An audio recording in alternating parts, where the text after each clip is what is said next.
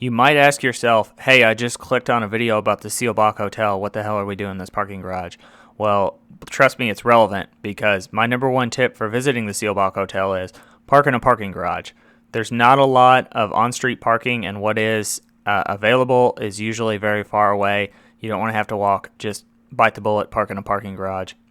Of course, you can't talk about Louisville, Kentucky without talking about the Derby, and the Seelbach Hotel has a whole bunch of old photographs of the Derby and whiskey and that kind of stuff, so all the things that we'd say make Louisville great. Now, it's impossible to talk about the Seelbach Hotel without talking about its sister hotel, the Brown Hotel, which is actually just further to the south on 4th Street. I've been to the Seelbach 3 times. I've never been to the Brown.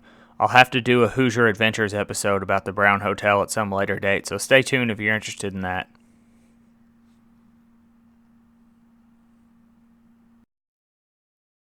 Now, as I mentioned a few seconds ago, I've been to this hotel 3 times. Every time I've gone to the bar, every time I have basically been the only person in the bar, or I should say me and the people I came with have been the only people in the bar. It used to have a plaque over the door that said it was one of America's best 100 bars voted by some magazine, but I'm just not quite seeing it. It's usually pretty dead. Now, they do have a great selection of whiskey. Of course, Kentucky is known for bourbon whiskey and Kentucky whiskey. We won't get into the details, but if you would like to put in the comments the difference between bourbon whiskey and Kentucky whiskey, I'm sure there are some people watching this video who are going to visit Louisville who will be very grateful for you. Now, one of the cool things I've always loved about this hotel is actually this mezzanine. Now, I believe mezzanine is the correct term for a floor that's between 2 different floors, and that's kind of what I would call this.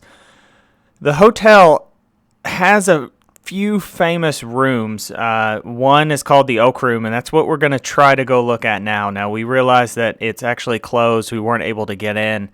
I have no clue what the Oak Room looks like. I've never been able to get inside of it.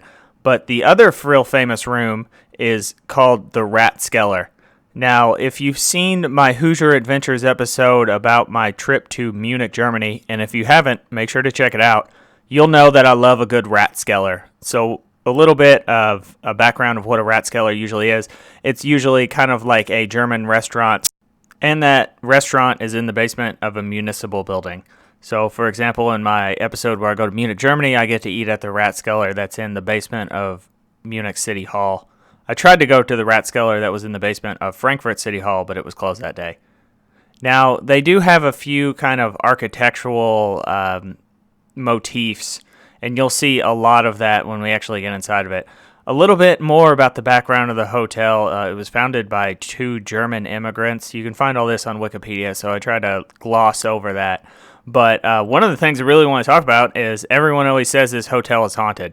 Now, I don't really believe in ghosts or hauntings, although I should say my favorite movie is Ghostbusters, so I should be a little more open. Check out that clock. It's a really cool clock. People have claimed to see ghosts in the hotel. There are a few other rumors surrounding this hotel that are not related to poltergeist, one of which has to do with the gangsters that may or may not have dined in the hotel. There also may or may not be secret passages. When I was there that day, I didn't find any secret passages, but hey, if you come across any on your personal adventure to the Seelbach Hotel, please let us know in the comments.